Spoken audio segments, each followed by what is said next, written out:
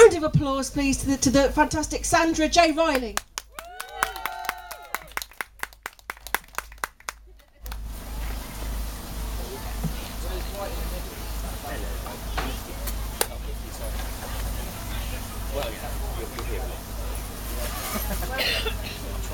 Thank you, Donna.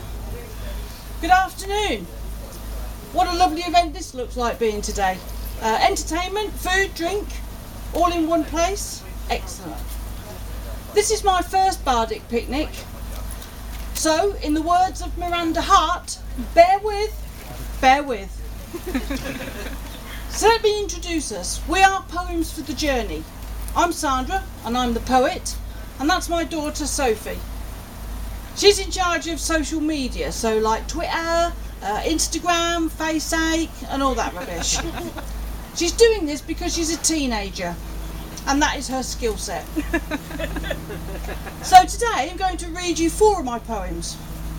One is a nostalgic look back at my youth in the 1970s. So if, like me, you're wish, some of it might ring a bell to you. Well, I hope so anyway. Then I've got a short poem written about how I see the austerity cuts and how they affect the average person. Ooh, I hear. Bit edgy, bit deep. Well, I'll balance that out at the end. I've got a poem which is a humorous take on the world of celebrity. So I'll start with a poem that was published early on this year by Two Lungs Publications. It was featured on their International Women's Day, and I was one of their featured poets. It's called Raging. Raging goes I into the night, without fear, without trepidation. Each step my first or my last, every breath my last or my first. Unclear, confused, lost but somehow found again. Near to death but also alive. Fate and its fickle fingers decide. The moon enlarged and luminous, casting its light on my tortured soul. Peaceful go I to sleep, without regret, without recrimination. Each dream a memory of times gone by, each memory dreamt on pillows soft, safe encased in soft light's gaze. A false security offered. Eyes betray the offered hand of friendship or incarceration. I try to wake my sedated mind, but the night enslaves me whole.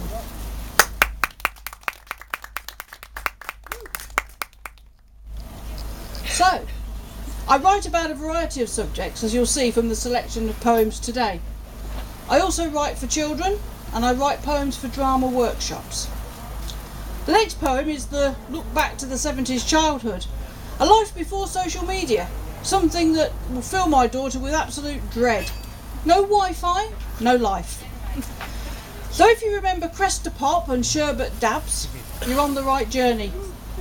This one is called When We Was Young. As a kid, did you have a pantry? The place where your mum kept the cake? It always smelt so very good when in the oven it did bake. She'd hide it well amongst the tea bags, lemonade and Dad's old flask. If you tried to eat it early, then she'd off take you to task. The door would swing open wide and there she'd stand, hands on hips. You'd stare back with sticky fingers, cake crumbs adorned your little lips.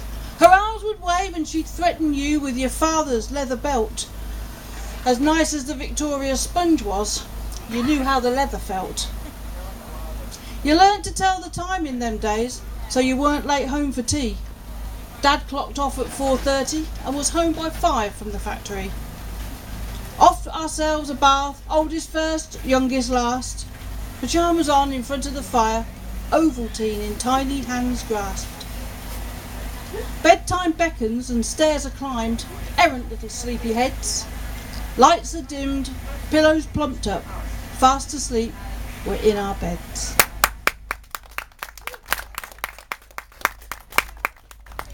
Thank you. So now on to a more serious subject, and that is one of social issues. It's a short poem that asks questions about the decisions people make high above and how that affects the average man, the people like me and you. It's called Plight of the Working Man. People reel from the decisions made in their name. Whose idea was it to put workers in the frame? So the economy is crumbling due to bureaucratic mumbling. But how is that the fault of the working man? Bankers in high places make profit warnings. The city knows that the day is dawning. Still the economy is crumbling due to bureaucratic mumbling. How is that affecting the working man? Politicians change like the weather on a map. They like to rearrange those unsavoury chaps. Watch the economy crumbling due to bureaucratic mumbling. But what now for the working man? Thank you.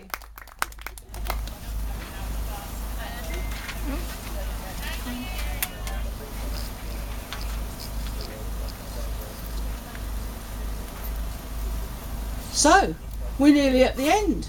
Seems quick.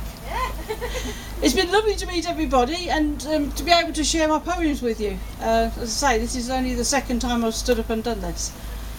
Before I read my final poem, I just want to say that if you want to find anything out about Poems for the Journey, Sophie has some flyers and information, tells you all about where we are online and our website, and she's also got a copy of the magazine with poems in for sale. £2. So the last poem is a humorous take on the world of celebrity and how their lives are played out in full on social media. Some of the news is good, some of it's fake. This poem is Angelina Jolie. I'm aiming to look like Angelina Jolie. I'm not far off, as anyone can see. I've started looking for my Brad Pitt, but all so far I've seen is Mad Dog Mick. He's got a beard and a dozen kids, so you see, he's worth a few quid. All I need now is a movie role. I'm struggling a bit, life on the dole, but next time I'm paid I'm getting the wig and shorts like Lara to get that Hollywood gig. Lucky for me I've got some unique tattoos, so he's looking good. I just can't lose. I'm not an ambassador keeping children from harm, but I've worked for free beer in the King's Arms. So next time you see me, give me a wave. Ask for an autograph from Reminder, Dave. What?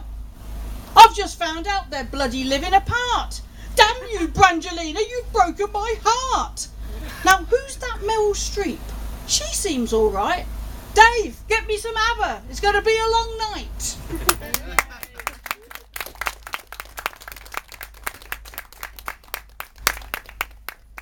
Thank you very much for listening, and I hope you enjoy the rest of the day. Everything seems to be really wonderful here. If you want to hear more, we're at the Scarecrow Festival on September the 9th. No, not as a scarecrow. Just reading poems. So thank you very much.